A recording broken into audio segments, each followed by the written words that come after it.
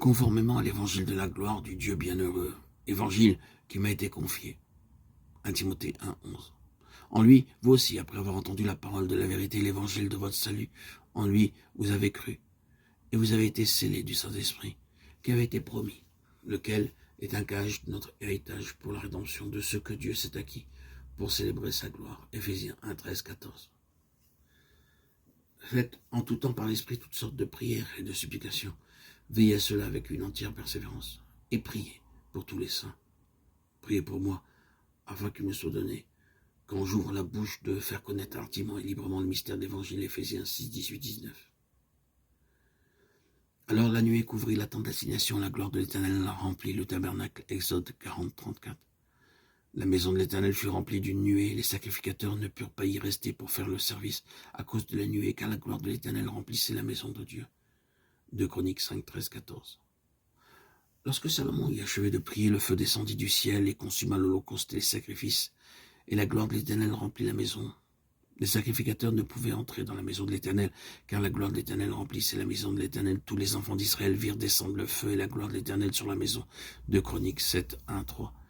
Il dit cela de l'Esprit que devaient recevoir ceux qui croiraient en lui, car l'Esprit n'était pas encore, parce que Jésus n'avait pas encore été glorifié. Jean 7, 39.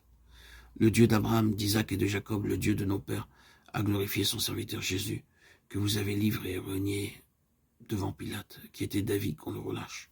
Acte 3, 13. Permettez-moi, frères et sœurs en Christ bien-aimés, de faire une ou deux observations préliminaires, tandis que nous progressons maintenant dans notre méditation en ayant en vue un point bien précis. Nous devons nous rappeler que le livre des Actes montre trois choses. Premièrement, l'Église naissait. Deuxièmement, une nouvelle dispensation était inaugurée. Tertio, l'Évangile se propageait jusqu'aux extrémités de la terre. Si nous gardons ces trois choses dans l'esprit, nous serons capables de mieux saisir la signification de cette merveilleuse expression, l'Évangile de la gloire. Maintenant, à la lumière de notre définition du mot gloire, nous devons aborder et expliquer la Pentecôte. En faisant cela, nous expliquons seulement la pensée divine concernant la dispensation dans laquelle nous vivons. C'est la dispensation de la Pentecôte, ou l'ascension de notre Seigneur jusqu'à son retour. La Pentecôte donne le caractère de cette dispensation. Il est donc nécessaire pour nous de connaître ce que signifie la Pentecôte. Beaucoup de gens pensent à cela comme seulement à l'avènement du Saint-Esprit pour un revêtement de puissance en vue du témoignage et du service. C'est là parler des effets de la Pentecôte plutôt que de sa signification. Beaucoup ont dit que la Pentecôte est l'expression de Christ glorifié. Il a été reçu en haut dans la gloire, il est glorifié à la droite de Dieu. Et parce que Jésus fut glorifié, le Saint-Esprit a été envoyé. Et nous avons ces faits consignés dans le livre des Actes. Tout cela est vrai, mais nous devons revenir encore plus en arrière pour avoir une meilleure compréhension de la Pentecôte. Cela nous permettra de mieux saisir l'existence de l'Église, le caractère distinctif de cette dispensation et la prédication de l'évangile de la gloire de Dieu. Pourquoi est-ce que l'Église devait exister? Pourquoi est-ce que cette dispensation devait être différente de toutes les autres? Pourquoi est-ce que l'évangile devait être prêché par tout le monde pour servir de témoignage?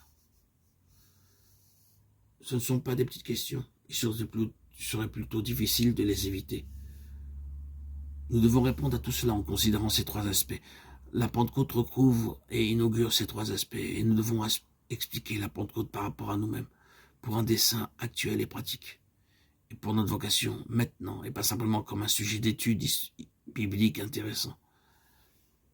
Nous disions que Jésus a été glorifié, c'est la raison pour laquelle le Saint-Esprit fut envoyé. Cela, bien sûr, c'est ce qui est implicite dans Jean 7, 39. Jésus n'était pas encore glorifié, donc le Saint-Esprit n'avait pas encore été donné. Et une fois encore, qu'est-ce que la glorification du point de vue de Dieu? Il doit y avoir un lien avec cette question de la justice divine, car la nature même de Dieu est concernée par cela. Dans l'Église, dans la dispensation et dans la proclamation de l'Évangile, la nature même de Dieu est inhérente. En d'autres termes, c'est la justice de Dieu qui est la suprême finalité. La nature de Dieu lui-même doit être satisfaite, car dans le cas contraire, il n'y a pas de bonne nouvelle ni d'évangile. Il n'y a rien de joyeux dans son propre caractère qui puisse être proclamé. La gloire est liée à la satisfaction de Dieu. Et cela implique donc que la propre nature de Dieu soit pleinement satisfaite.